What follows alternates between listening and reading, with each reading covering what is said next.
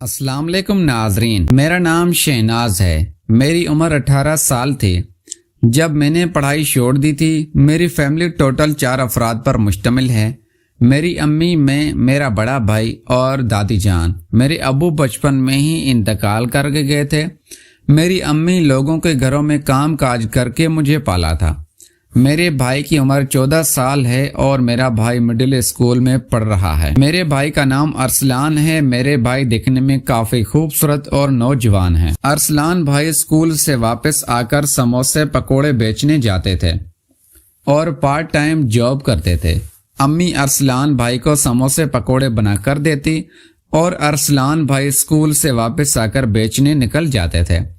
اس طرح ارسلان بھائی گھر کا خرچہ نکال لیتے تھے۔ امی بھی گھر کے کام کاج نپٹا کر لوگوں کے گھروں میں کام کے لیے نکل جاتی تھی۔ میں گھر میں دادی جان کا خیال رکھتی تھی۔ ایک دن میں اور دادی جان گھر میں اکیلی تھی تو ہمارے دروازے پر دستک ہوئی۔ میں نے دروازہ کھولا تو ہمارا ایک دور کا رشتہ دار گھر آیا تھا۔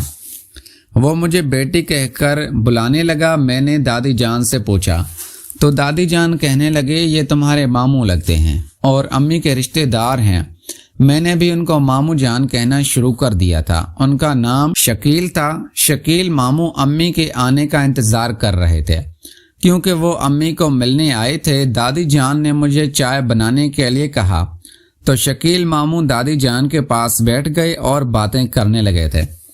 شام کے وقت امی لوگوں کے گھروں میں کام کاج کر کے واپس آئی تو شکیل ماموں کو دیکھ کر کافی خوش ہونے لگی تھی اور امی نے شکیل ماموں کو اس طرح ویلکم کیا تھا کہ مجھے دال میں کچھ کالا نظر آنے لگا تھا، جو کہ میرے ابو اس دنیا میں نہیں تھے، اور امی جان کافی اداس رہتی تھی اور شکیل ماموں کو دیکھ کر امی کے چہرے پر خوشی کے آثار نظر آنے لگے تھے۔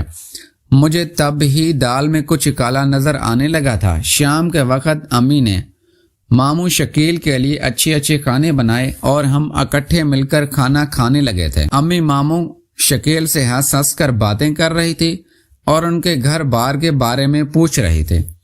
ماموں شکیل بھی امی کی ہر بات کا جواب دے رہے تھے اور امی کی طرف بڑے غور سے دیکھ رہے تھے۔ مجھے امی اور ماموں شکیل میں کچھ غلط نظر آ رہا تھا کیونکہ میں بھی اب بڑی ہو رہی تھی اور مجھے زمانے کی سمجھ بوجھ تھی، اسی لیے میں امی اور ماموں شکیل کی چوری پکڑنا چاہتی تھی۔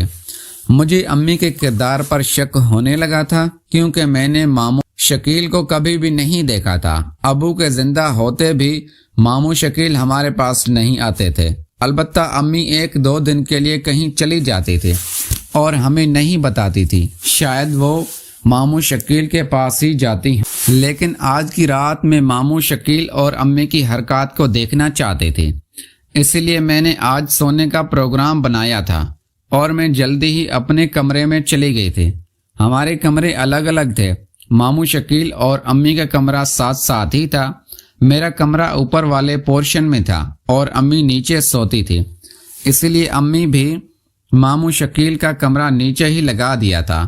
دادی جان، ماموں شکیل اور امی نیچے تھے۔ میں اور بھائی ارسلان اوپر والے پورشن میں تھے۔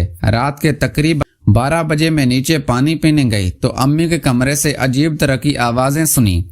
مجھے اس وقت شوق ہو گیا تھا کہ اندر کچھ غلط چل رہا ہے، اسی لیے میں نے ہلکا سا دروازے کو پیش کیا تو دیکھ کر میرے پیروں تلے سے زمین نکل گئی تھی۔ ماموں شکیل امی کے ساتھ لگے ہوئے تھے اور ان کا ساتھ دے رہے تھے۔